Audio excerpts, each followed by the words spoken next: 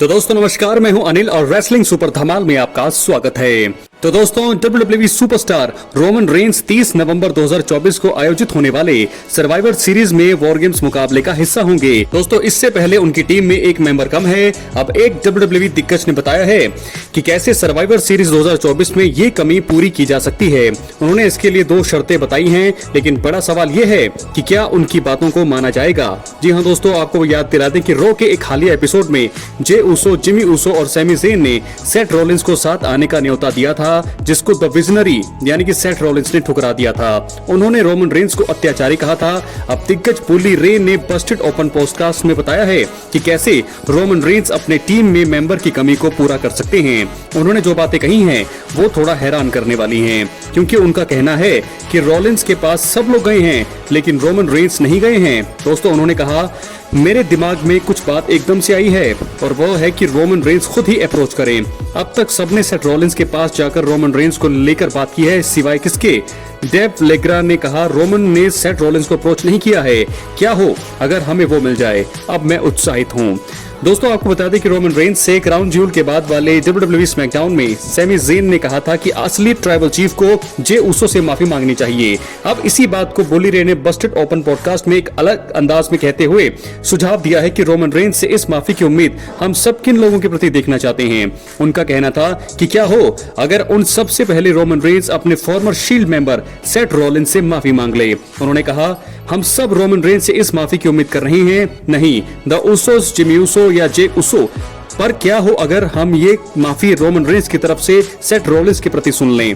तो दोस्तों ऐसे में मुझे बहुत मुश्किल लग रहा है ये चीजें कि ऐसा हो सकता है, लेकिन बहुत जरूरी होगा। सेथ रॉलिंस तभी मानेंगे जब रोमन रेंस उनके पास खुद जाकर के अप्रोच करे, तभी जो है वॉर गेम्स मुकाबले में सेथ रॉलिंस आ सकते हैं नजर। दोस्तों वैसे भी बहुत ही बड़ी बात यहाँ पर कही है बुली रे ने कि सेथ रॉलिंस के पास सभी बारी बारी जा रहे हैं और बार बार जा रहे हैं। सैमी ज़ेन हो, द उसोस हो, लगातार उनको मनाने की कोशिश की जा रही है, लेकिन रोमन रेंस अब तक नहीं गए हैं। उनको वैसे भी जे उसो से उन्होंने माफी मांगी नहीं है, वो लगातार उनके साथ खड़े हैं, लेकिन वो अच्छा तभी होगा जब सेथ रॉलिंस के पास रोमन रेंस अपने आप जाएं, खुद जाकर के वो माफी मांगे दोस्तों। क्योंकि बहुत ही जब उनका रेन था, जब वो चैंपियन थे रोमन रेंस इतने सालों से, तब ऐसा था, उनका एटीट्यूड बहुत ही ज्यादा गलत था।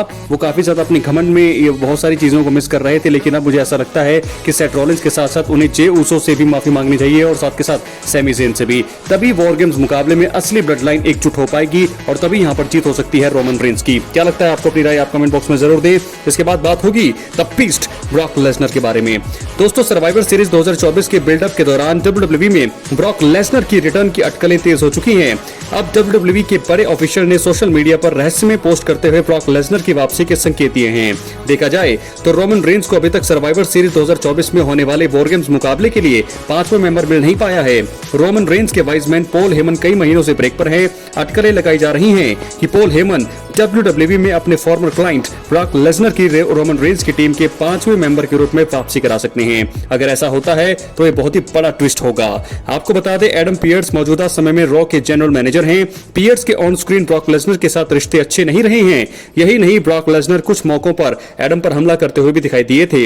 एडम पियर्स ने हाल ही में ब्रॉक लेसनर की WWE में वापसी के संकेत दिए। उन्होंने ट्विटर पर एक तस्वीर पोस्ट की जिसमें ब्रॉक लेसनर एक स्ट्रेचर पर लेटे हुए हैं। इस पिक्चर में दोस्तों आप देख सकते हैं जाकर के, सोशल मीडिया में है। तो ऐसे में मुझे ऐसा लगता है कि former WWE superstar Aiden English भी यही कह रहे हैं कि सर्वाइवर सीरीज में होने वाले मेंस वॉर गेम्स मुकाबले को लेकर चर्चा उन्होंने की है। कहा है कि ब्रॉक लेसनर इस मुकाबले में रोमन रेंस की टीम के 5वें मेंबर बनने के सोचने के बारे में अजीब लगता है, लेकिन क्या ये संभव है? मुझे तो दोस्तों मुश्किल है, क्योंकि फिलहाल अभी एडम पियर्स करके शायद ही ब्रॉक लेसनर आए। बहुत कब आए, लेट होगा, क्योंकि अभी बहुत ही सारी चीजें चर्चाएं चल रही है कि ब्रॉक लेसनर आएंगे नहीं आएंगे, क्या होगा। फिलहाल बड़ी खबर यह है कि सेथ रॉलिंस अगर आ जाते हैं तो ब्रॉक लेसनर का आना बहुत ही मुश्किल होगा। तो क्या है आपकी राय? अपनी राय कमेंट बॉक्स में जरूर दें। कौन होगा आखिरकार रोमन रेंस का 5वां सदस्य, ब्रॉक लेसनर या सेथ रॉलिंस? बहुत बहुत धन्यवाद।